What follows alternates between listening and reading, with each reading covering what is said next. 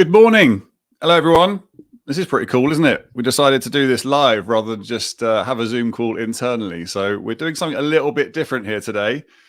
And welcome along. Thank you for taking a little bit of time out of your day. I know this is Friday morning. You've probably got lots of things to be doing. So thanks a lot for spending it with us. We'll try and pack it with value if we can.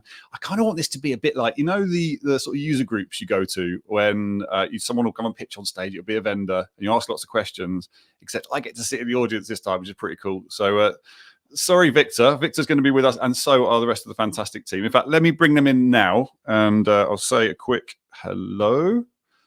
Hello, everyone. I think we've got the full. Well, it's not the full Salesbuildr team.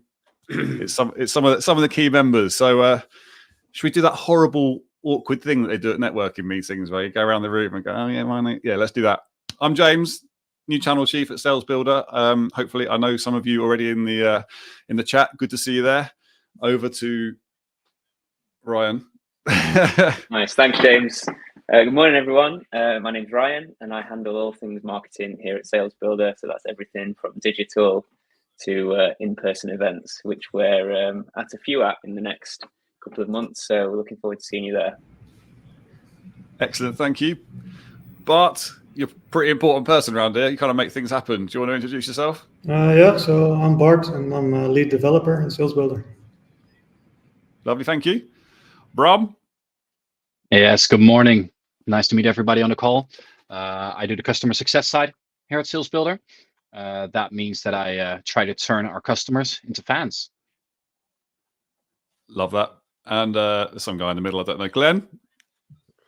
Yeah, good morning, Glenn Brown. So I work as the head of sales. So I try to turn prospects into customers. And so far it's been going very well. So, but yeah, so that's me. Lovely, thank you. And then last but not least, Victor Ryson. Would you like to introduce yourself? Victor Ryson. I'm the founder of Salesbuildr, and started this a couple of years ago, and I'm very happy to be surrounded by these bunch of champions today. Excellent, thank you. All right, so let's kick this off then. So I was thinking the way this session would work basically is we'll have just like a very quick bit at the beginning where it's that sort of, if you're totally fresh to this, you really have, totally green to Salesbuildr and just come along because you're short on things to do for now.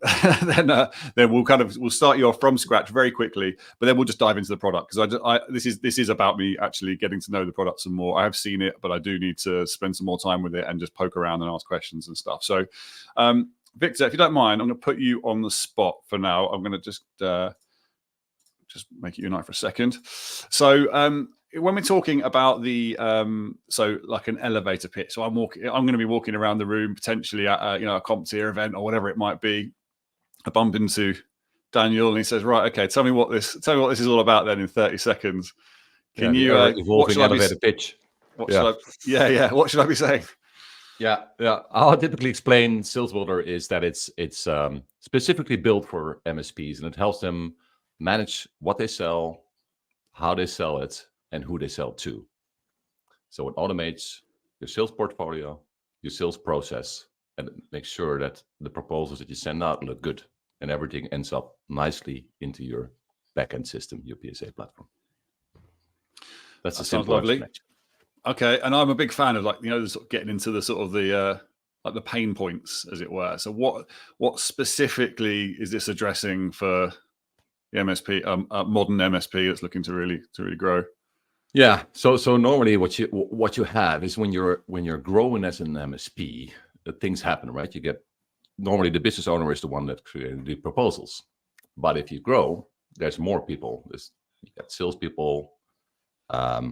That are also creating proposals. So now you have to collaborate. And the things that you see is that you have to think about your sales portfolio, right? So that means, what am I selling and how do I standardize that? So when I grow, I can scale. And that's different from selling anything under the sun. So you need a system for that.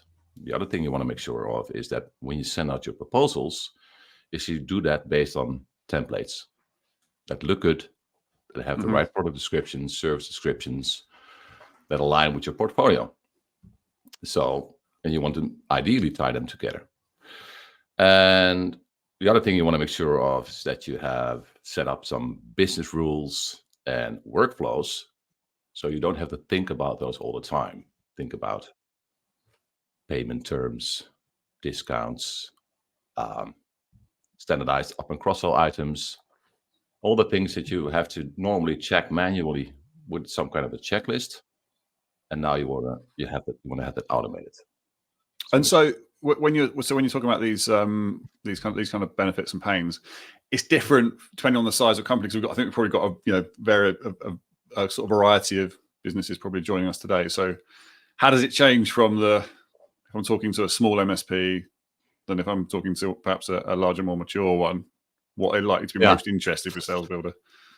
Yeah, I think when you're small, it's mostly the business owner doing most of the stuff and somebody else that's helping out when it comes to the sales process. But if you grow and you grow to a larger company, now you have, what we're seeing is you have an inside sales team, you have an outside sales team that do the more complex proposals.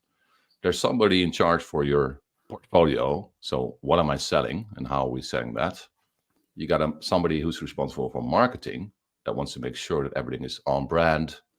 As I said, the right fonts and the logos and the things look good and the text is all proper in the templates. So there's multiple stakeholders that have to say something about how you sell and your process, and it goes through different stakeholders within the organization.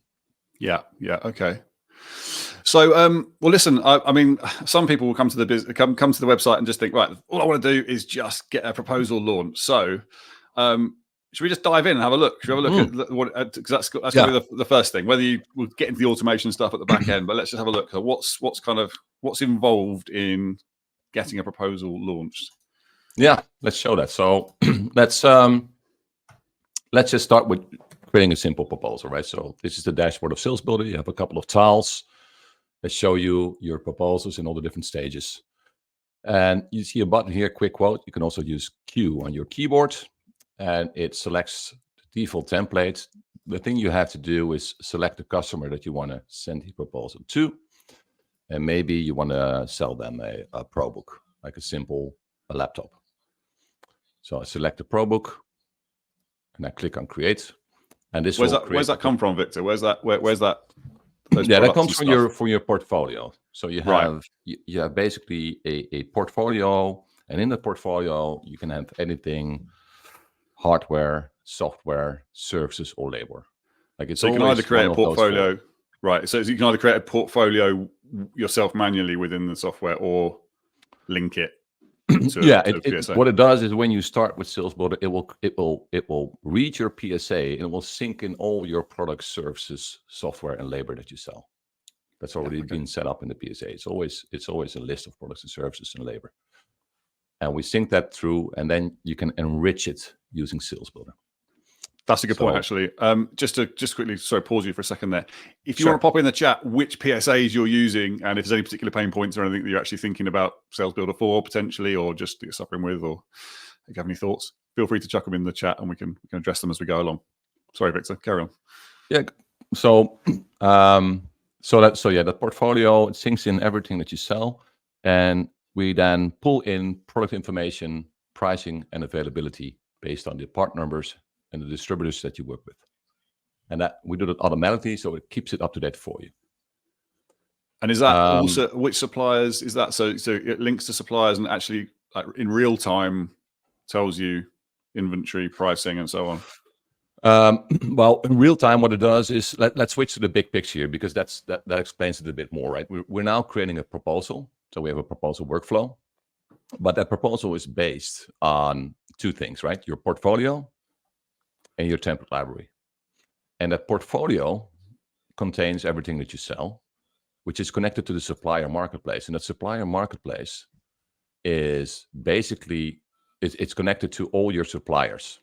Can be one, can be two. Typically we see 4, 5 suppliers. And that is used to pull every product into the supplier marketplace. And that contains everything you can buy from your distributors. Mm-hmm. With your cost price and the availability. And then typically you would make a selection, because there's millions of products in here in the supplier marketplace, but you don't want to sell millions of products, right? You want to make a curated selection Try and streamline. Yes, this is all about Yeah. streamlining, isn't it? Yeah. Exactly, because your customer trusts you to think for them, like, what do I buy? What are the best laptops, desktops, accessories for my organization so we can do our job well? So this is where you make your selection. You import into your sales portfolio. There you can enrich and place business rules on your portfolio. Think about markups. Think about accessories that you can add as a mandatory or optional upsell. So if you sell a laptop, you want to That's also powerful, isn't it? Yeah, that's powerful. That's the thing, right? You want to also sell a one-time installation. Maybe you want to sell a care pack. Maybe you want to also add an NCE license.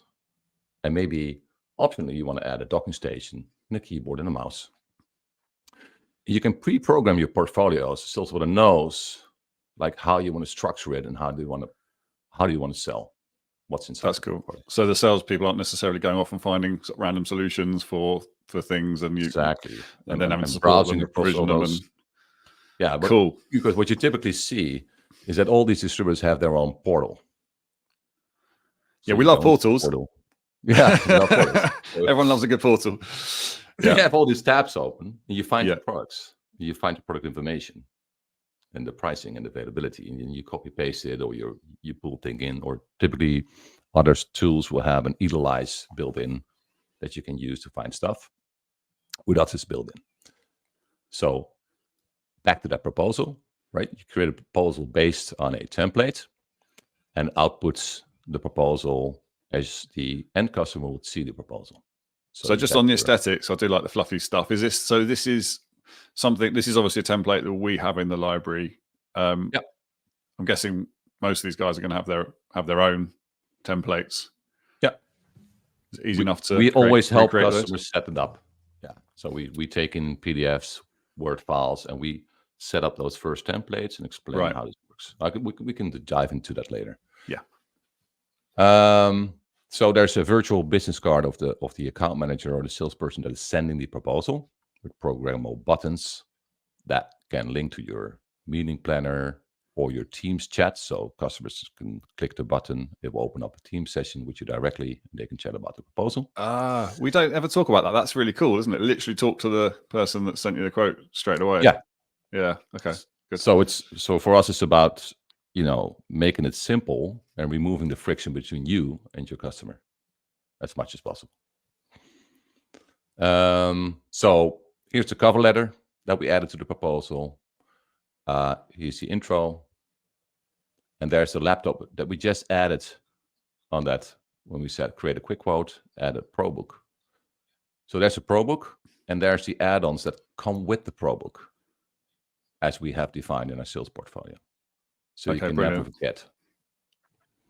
So before I added it in there, I specified like quantity and stuff, and then published it. Or so let's say I want to change that now. I want to they want two laptops. Do you just edit it so right you can there? either just change the quantity here, or you can jump into the editor. So this is the editor. So this will give you like a side pane with information about who's it for, proposal specific information, shipping information, and on the left side you can see the proposal. And here you can jump into there and make changes to the text by just typing and saving. And here you can jump into the section that contains either your hardware, your software, or services or labor. And from here you can, on the side, you can see you can change the quantity, obviously. You can see what's your distributor landscape looking like. So here, this shows all your connected suppliers based on the part number that have this in stock or not. And the price. And the cost price. And that's your cost price. Okay. So you can literally do like a price comparison then almost on the... Exactly. Yeah. And what you can do is you can set rules for what distributor Salesbuilder should pick based on, normally you have a preferred distributor, right? And you want to buy there, except when stuff is not available, or when the price is X% better at another distributor. Okay. So you can set that rule, so Salesbuilder will pick it for you. Right, that's cool. Can you paste formatted text and images into the quote at the description bit? Well, you can. Let me show you. So what you can do is you can paste text in here, right? You can add tables, images, etc. What happens normally if you paste from Word and it's formatted, it doesn't always look good. So what we typically do is paste it unformatted and then format it here inside Salesbuilder, right? You can add tables, colors, etc. So you basically have a text editor inside here, and you can then make it look good. Normally, what works well is you clear the formatting, and then Salesbuilder will apply the defaults for the styling. So within Salesbuilder, you can say, okay, my margins, the font sizes, the line height, the header spacing. So you can set this to default, and when you remove the formatting, it will apply the consistent default styling settings. And it will pick that from the template too. And you can obviously create multiple templates, I guess, because sometimes you're not going to want to send a big proposal like this, are you? You're just going to want to say, like, I've got this great new, whatever it might be, phishing awareness training, one service, just want a cover letter, bit of blurb. Yeah. Price. Yeah. You can all set that up any way you want. Yeah. So, basically, so we now have a proposal. And you can see, if you look at that line item, you can also see the optional add-ons here. So this pulls up the mandatory and optional add-ons that we added in the sales portfolio. And now you can say, okay, I also want to add a docking station for my customer. So this is really about trying to get the sales teams to spot every little last opportunity whenever they're sending a quote. Obviously, definitely the mandatory stuff, but suggesting things that the business wants. Yeah. Okay. It's about, like, if you're strapped for time, you often forget this stuff, like the additional up and cross items, and this makes it really easy. And there you go. Right now, you have a proposal, and you can see the one-time investment. You can see the monthly recurring investment. You can see the cost and the profit. You can also see that per line item. You can change line items if you want. So you can change the pricing, the name, the description, and you can also add a custom description. You say, this is for James. And it will add a bit of extra context on the line item in the proposal. Okay. Something specific. So this is getting a bit detailed, but I'm just wondering. So that description there, of that laptop, if I go in there and I change that description to just be ProBook 445, does that mean that the next salesperson who comes to that has that same description? No, it does not, because then you change it in the catalog. Got it. So this is proposal only. You can save this custom description on the product in the catalog if you want. If you want to always have that show up.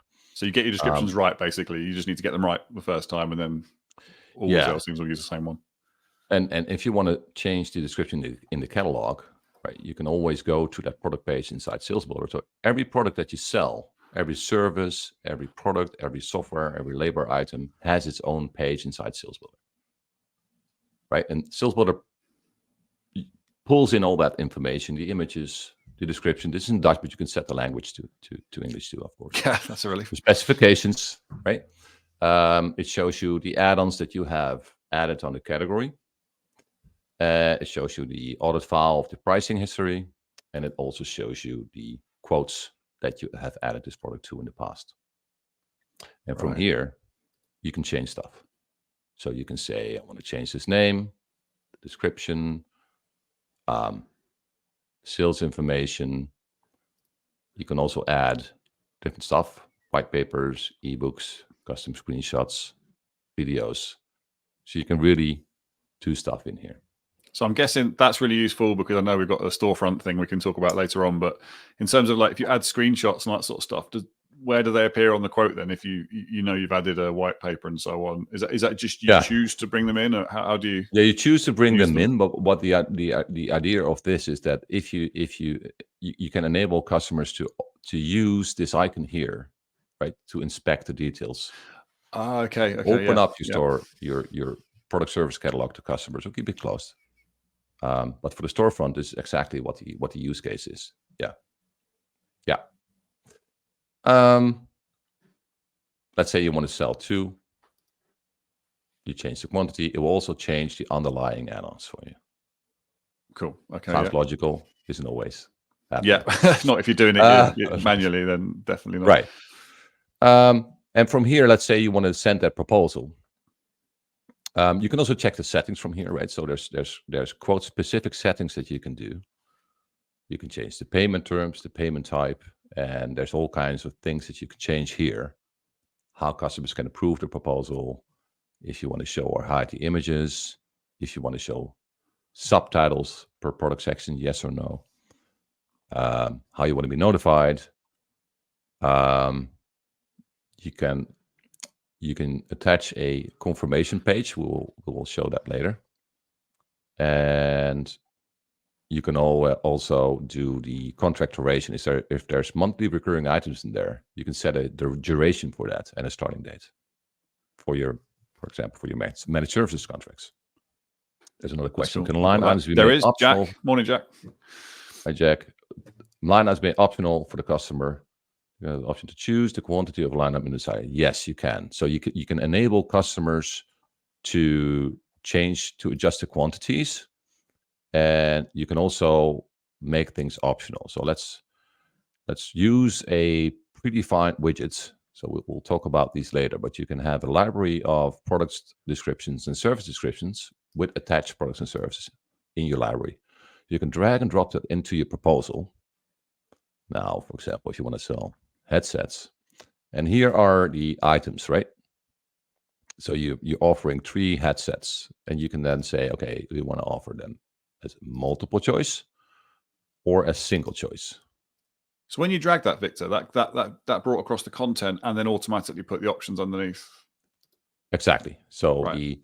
you can create a library of we call them widgets, template widgets, which is different than templates. These are typically let's jump into there now.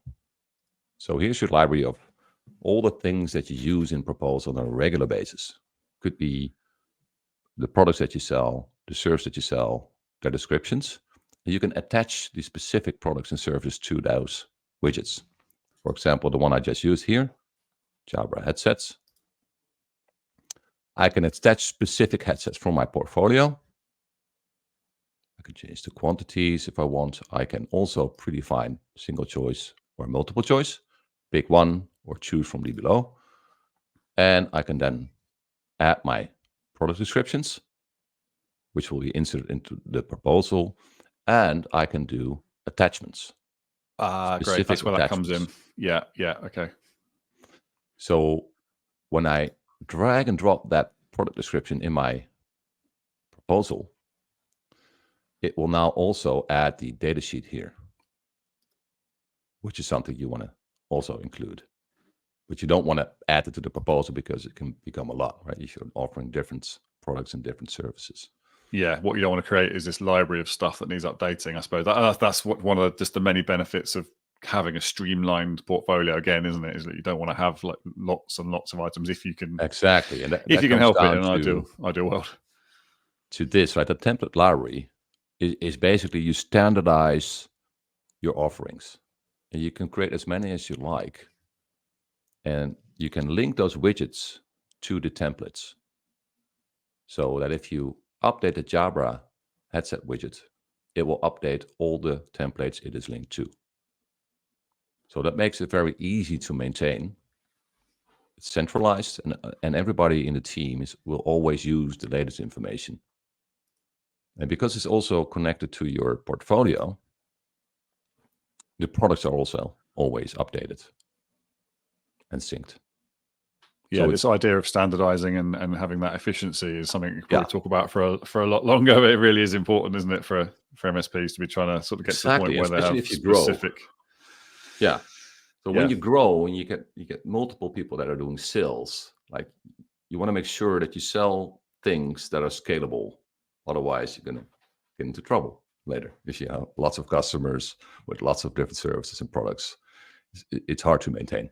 There's probably a bit of You wanna reverse engineering standardize. needed for some people, I imagine. Oh, yeah. They're probably thinking, yeah, it's a lovely ideal, but needs to Yeah. probably. But it's a get it in line. process, right? Yeah, Yeah, you exactly. iterate. So, what do you think about? Mhm. Should we get to sending it out? Are we going to get to the point where we Yeah. get this? So we can send it out. Like what you can do is you can click presentation mode, and it will show you the proposal through the eyes of the customer. Mhm. And it's being sent as a web page, right? It looks like a PDF, but it's a web page, so you can retract the proposal if you make a mistake, change it, and mark it as sent. So it doesn't attach the PDF to the email. You can if you want. We don't recommend it because you sometimes you want to change stuff quickly. Can you track based on the fact it's a web page? Is there any element of tracking of Yes. how they've interacted? Right. Okay. Yes. Yeah, I'll show you. So let's send it out. So this brings up the send quote dialog. And what it does, you have a library of default templates, outgoing email templates. So you can create as many as you like. So for your different scenarios, you would have these canned responses or canned templates. Is that per person? Is that per salesperson, or is that or across the team, or it's is it across the standard team? ones? Right. But because in the template you use fields for team members, company data points, customer data points, it will inject whoever the person is that is logged in. So it's That's actually always pretty cool, isn't personalized. it? Yeah, because I guess you do actually want that, but then you just want the ability to maybe put a line in at the beginning that kind of has some sort of personal context. You don't want everyone writing the same thing from scratch all the time. Exactly. I mean, canned responses are nothing new, are they necessarily? But I think this idea, having it in it, that is another way of saving a bit of time. So that does make sense. Yes. So this shows you all the available fields that you have, you can use in templates or in the email, right? If I want to send it through our CRM, yes, you can. I'll show you in a sec. So you can either send it from Salesbuildr, right? And I click confirm, and this sends an email to the customer.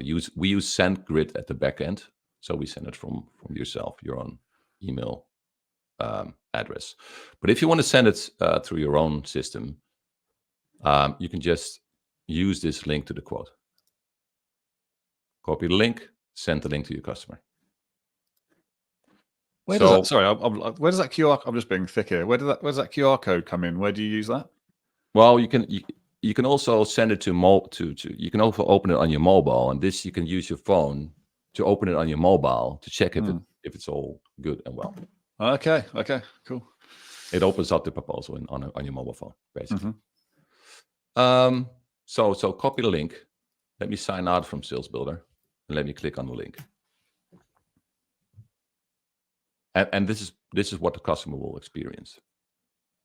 So it's basically a clean page with a share button, a download PDF button, your business card that's interactive, and then the proposal itself. Now I've heard there's actually, is it possible to do a video? I'm sure I've seen a video in one of these. Yeah, we can do that in a minute. Yeah, sure. Yeah, cool. Yeah, for sure. Any excuse to get some video in there. And here you can if customers can change quantities and add add-ons, they can do that, right? So this will update the proposal and recalculate everything. So there's my I want to choose this one. You go into the conditions. This is updated, and this is updated, and now you can optionally do a purchase order number. You can add a note. You can add your name, and you have to approve the terms and conditions. And this is just informational. Yeah. Before you accept the proposal, and there you go. Fantastic. Okay, so what's the next logical step to talk about then? I guess at this point, I'm thinking as a salesperson, I've sent that out. Brilliant. They haven't responded yet. I kind of want to look at my. This is good to talk about too. First, like you have this confirmation page, so you can create custom confirmation pages, attach it to the template for multiple scenarios, and this is a nice opportunity to talk to your customer about what will happen now. So you want to manage the expectations on the next steps. And you can lay that out. And you can use images, text. You can also insert videos here. And you can use programmable buttons to redirect them to, for example, a form with a workflow that goes into your PSA. Is this per person or is this per team again, this confirmation? This confirmation page is attached to the template. So the template you pick can have... Oh, so you could do a little variation. I'm just thinking, like, how good would it be for, especially the small teams where you've got like a personal relationship, to have a video in there that's kind of like, thanks so much for that, and here's a few next steps, and cool. Yeah. That's the use case. And what will happen in the back end is that that signed proposal will be emailed to the customer and the account manager and will be uploaded to your PSA platform. So Salesbuildr in the back end creates the opportunity, creates the underlying proposal, adds the line items, and it will then add the signed PDF to the opportunity entity in the PSA. In this case, will be on the task. And you're done, and you can see here that the proposal was approved. You can also you ask, like, what does it do? Here's the audit trail, right? So for each proposal, you can see an audit trail of what happened with that proposal, all the creation, all the changes. What about interactions from customers? Is that so? You know, let's say that from customers, view, selected, updated, quantity updated, quote approved, quote ordered. Cool. And this will also send you email notifications when a proposal has been viewed or signed, and it keeps you in the loop. Excellent. Yeah, I think I'd want that kind of confirmation that, okay, yeah, A, they got it, and sort of B, they did actually open it and look at it. And so how does we probably would have been a nice place to start at the beginning maybe, but how does this, what's the relationship between this then? So Daniel mentioned, so he's got HubSpot. Like how does that, do you need to have a HubSpot? I mean, obviously I realize that does a whole load of marketing automation functions, but do you need that, or could you just work out? No, you don't need. Well, we don't integrate with HubSpot. So some of them use HubSpot for marketing automation. We integrate with Autotask, ConnectWise, and Microsoft Dynamics. Yeah. At this time. And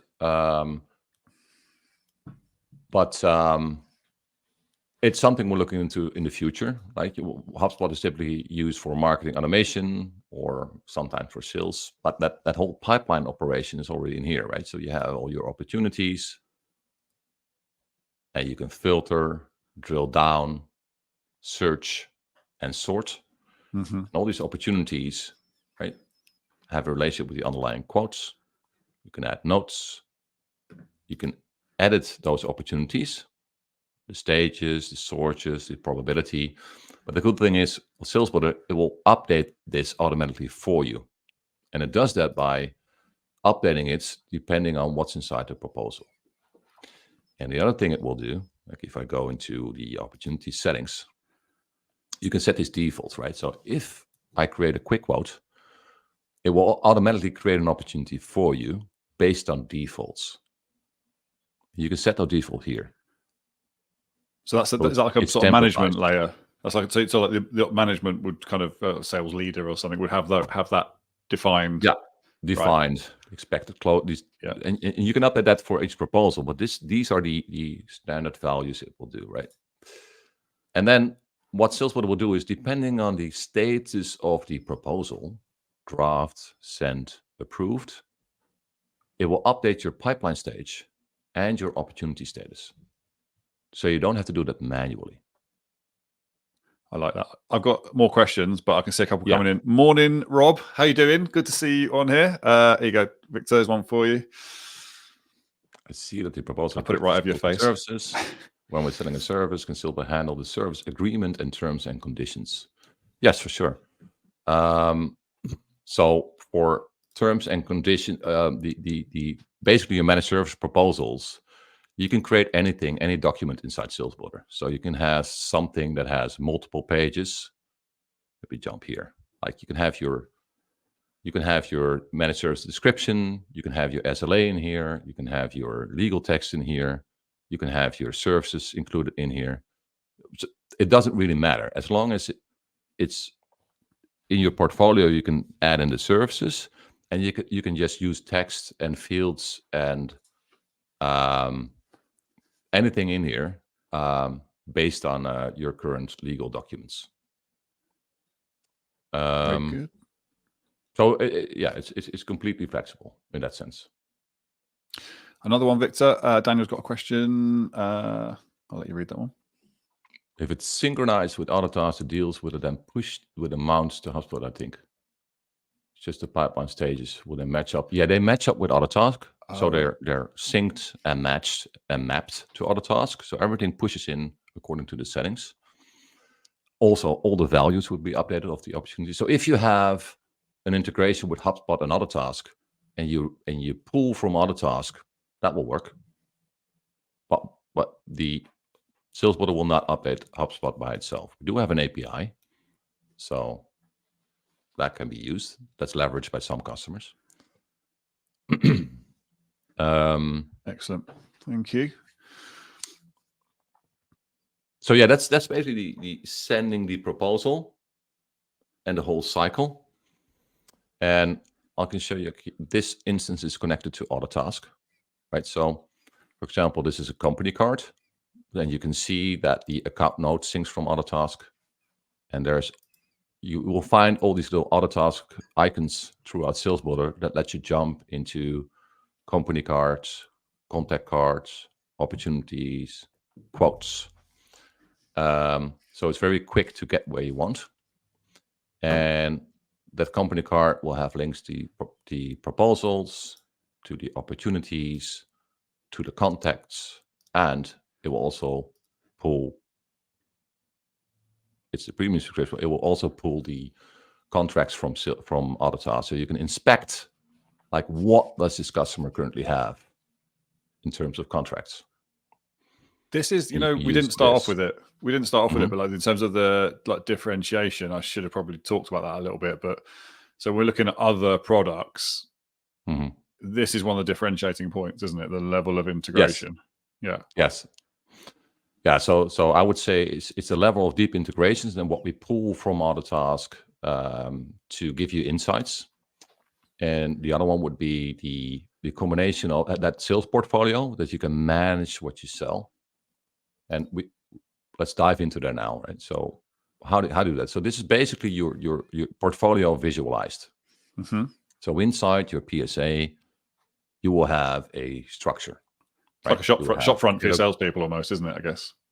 Yeah, this is also this can double as a storefront, but it also mirrors your PSA.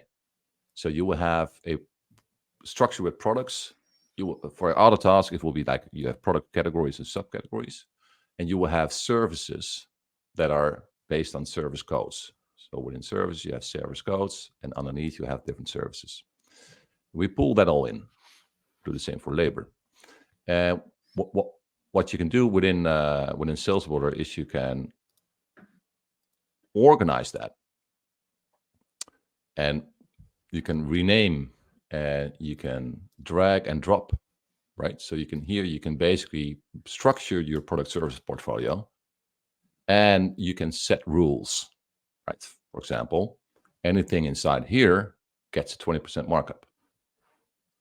Any product added to the laptop category will always get these required and mandatory add-ons. If I insert a product from this category, I want you to always insert this text as an intro on the proposal. Right? And so you can ensure minimum margins, right? You can. Yes. Sorry. Yeah, exactly. So let's go into that HP laptops again, right? So we've got 16 products. So I can go into a specific product page. I can go into the pricing tab. And here you can see those prices are not explicit, but dynamic. Typically, when we onboard a new customer, we will pull in, well, sometimes thousands or 15,000. It depends on how much legacy is in that system. Yeah. And most of those products will have explicit pricings explicit markup, explicit cost price, explicit sale, but it's hard to manage because you have to manage everything one by one. Salesbuildr automates that for you. So because of the rules, it will pick that update from today, and it will apply the category markup to calculate the sales price. So you can be assured that it's always up to date based on the rules you have set. So the salesperson still has wiggle room. So when they come to create a quote, that you can still give them some amount so they can say, well, I'm going to discount it by whatever percentage. You can. But it can't go below a certain point that you've defined. Yeah. Well, they could go below a certain point, but for that you can set approval rules. Oh, okay. Yeah. Makes right. sense. So when it you can set a bandwidth, and when they cross that bandwidth, it has to go to internal approval.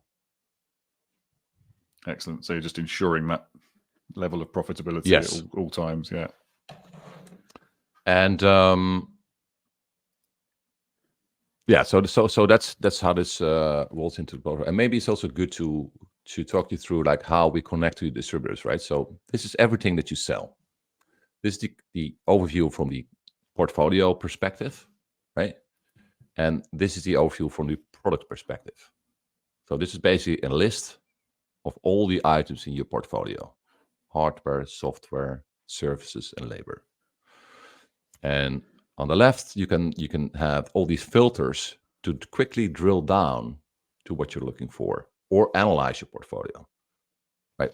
For example, one of the things that we do, let me clear all the filters, is we label products as not found when we can't find them in any of these distributors' catalogs, which typically indicates that that part number is end of life because they're not selling it anymore.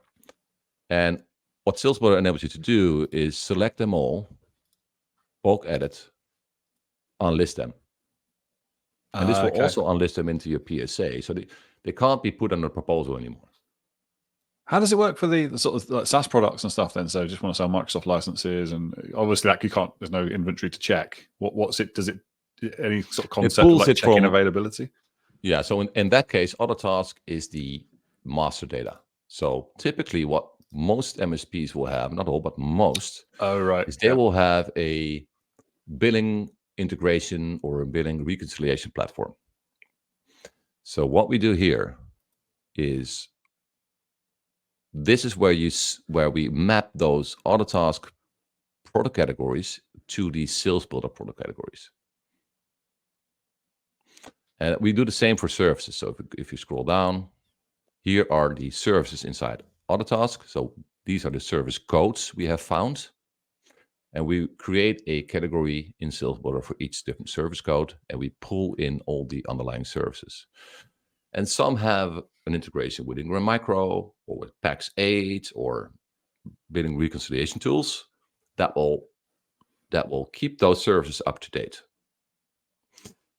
And because they're keeping them up to date inside your PSA, we pull those services in.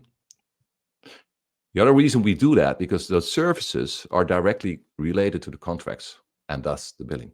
So you want to trust what's inside the PSA. You don't want to mess that up.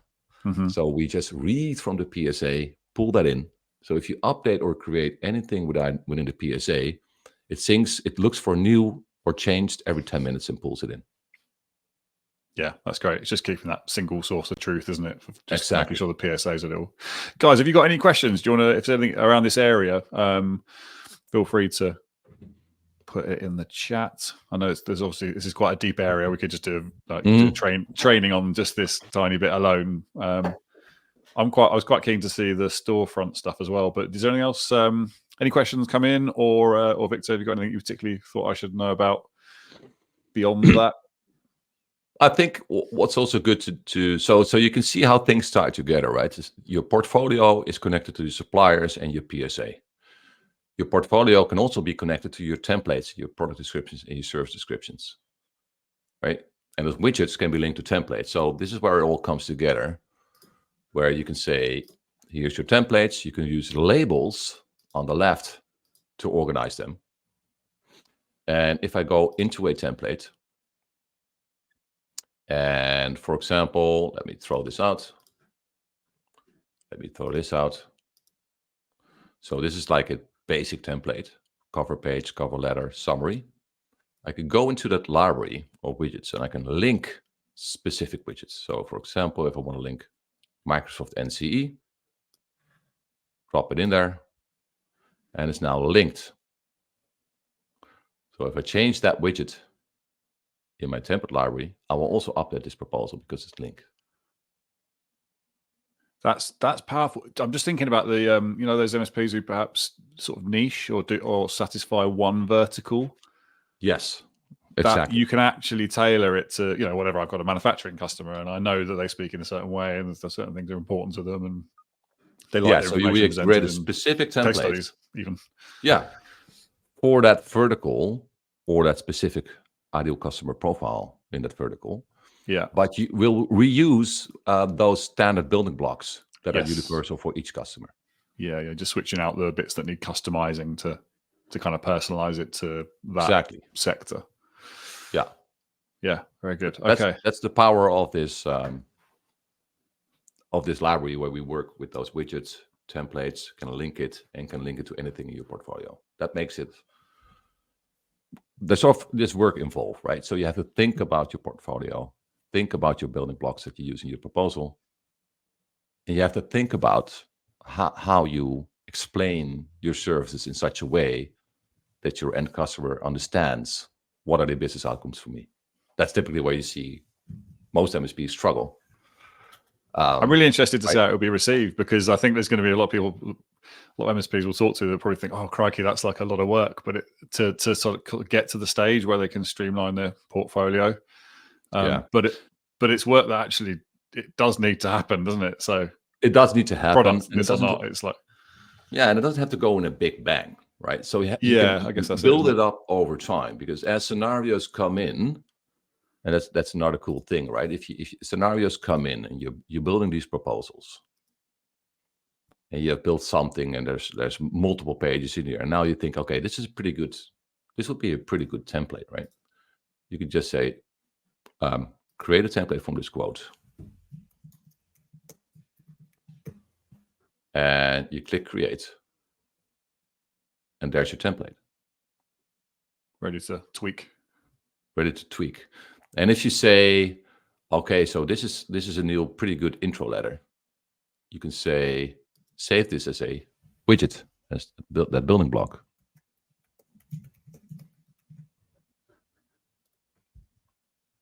There you go.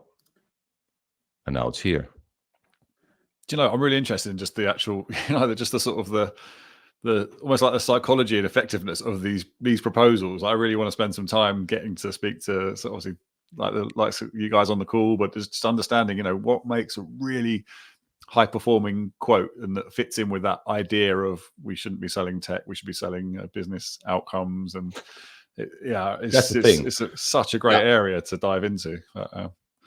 And it's like, again, like what you mentioned, like it's a combination of using really great copy as well as using videos and images and visuals, right? So let me just quickly copy a link to a video. Let's say you have a case study or a customer testimonial, right? You want to, it's for customers also nice to just watch a video. So what you can do here is you can embed that like a video log, paste the either YouTube or LinkedIn URL. Yeah. And it's now embedded into your proposal. And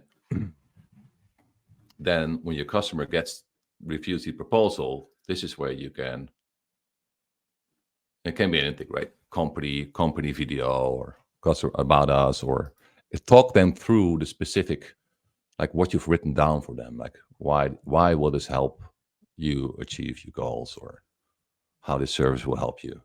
And you can create a library of those videos, attach it to the templates, and use that to iterate it over time.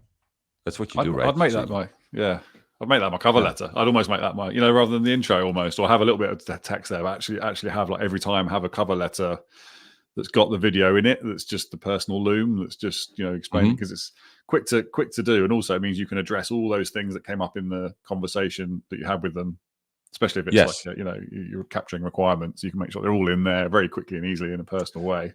Yeah, and if you're doing Teams meetings and you're using one of these AI recorders that pushes that information into your CRM system, then you can use those notes to recap the latest meeting.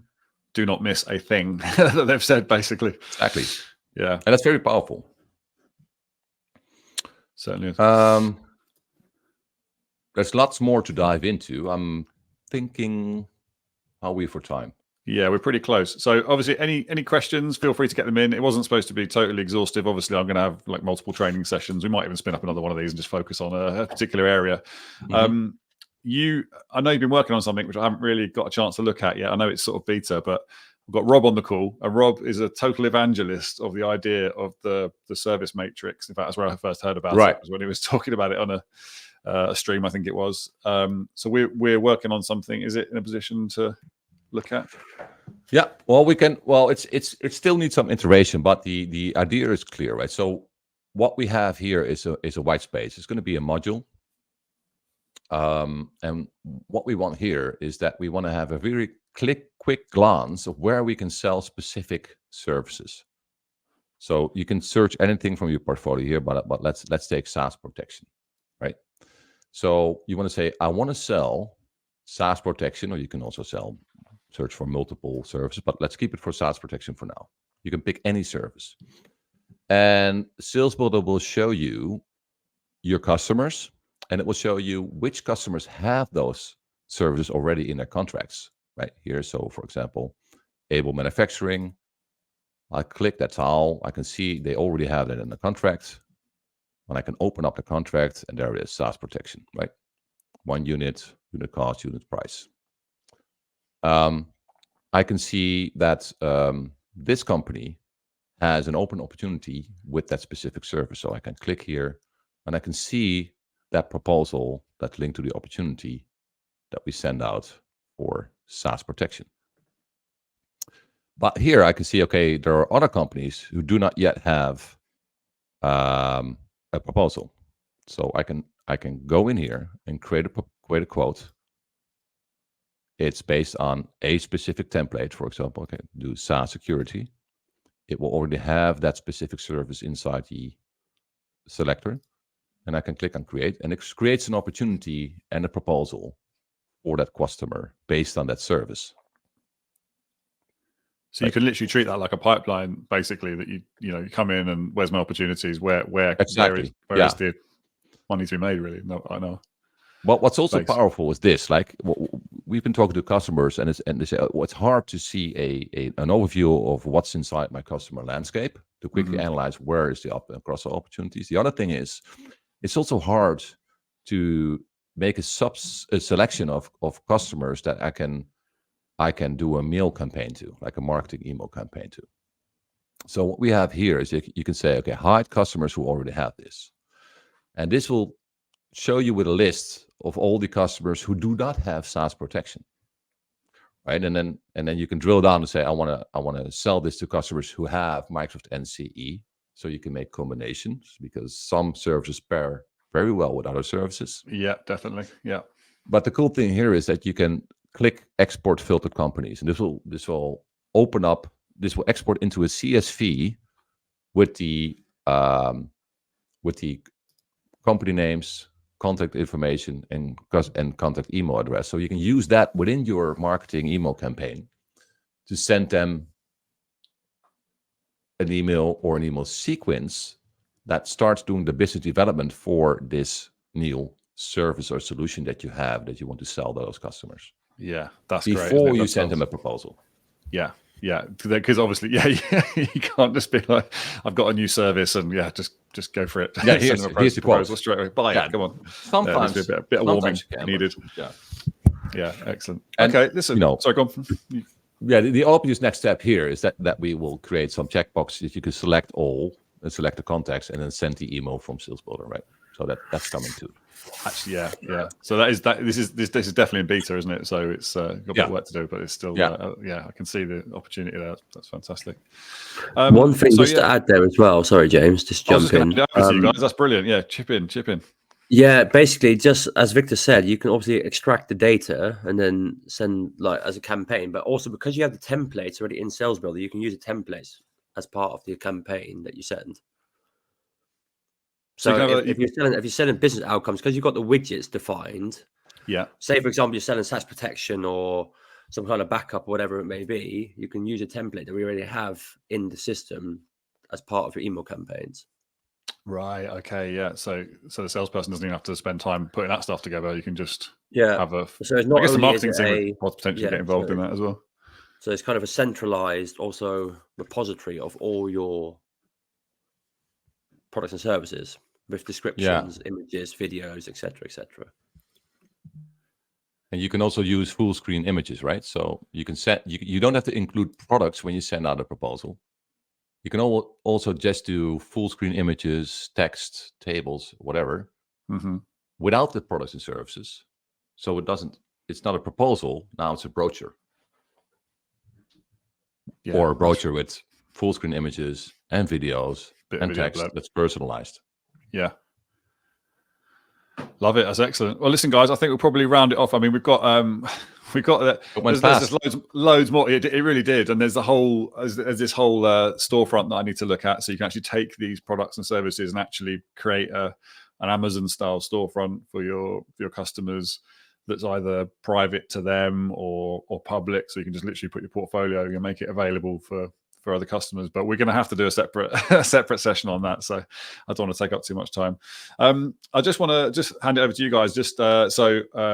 Bram, I'm going to totally put you on the spot. I just wondered if there's and Glenn, or if that's anyone that's got sort of thoughts on where you're basically, what is the sort of the feature that people are really kind of latching onto, are really kind of loving about. Obviously, Bram, you deal with any customers who sign up and then are talking about the onboarding phase and so on. So which feature do most customers love, would you say?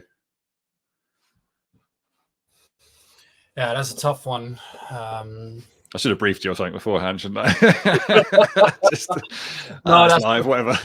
No, that's perfectly fine. I think the thing that most customers end up enjoying the most is the fact that once you set everything up correctly, right, you have a quick quote feature that makes you be able to send out the proposal within basically 2 minutes. So where a lot of customers first spend time doing making proposals and finding prices everywhere, and that taking up about, let's say, half an hour. In some worst cases, I even hear like an hour. That all bottles back to 2 minutes now. And I think that's the thing that once again, this only happens when you set everything up correctly and once you put all those automations in place. But the moment that you do, it really cuts back that time. And I think that's the thing that most customers are most enthusiastic about. Does that answer your question? Totally does. Totally does. I want to dive into that feature because I'd like to know quite how that works, whether it's like per what the quick quote always is or how that works. But we'll dive into that. Thank you, Bram. That's brilliant. Anyone else got any other thoughts? Glenn, obviously you're speaking to a lot of customers and prospects all the time. Yeah. I think it's really resonating at the moment.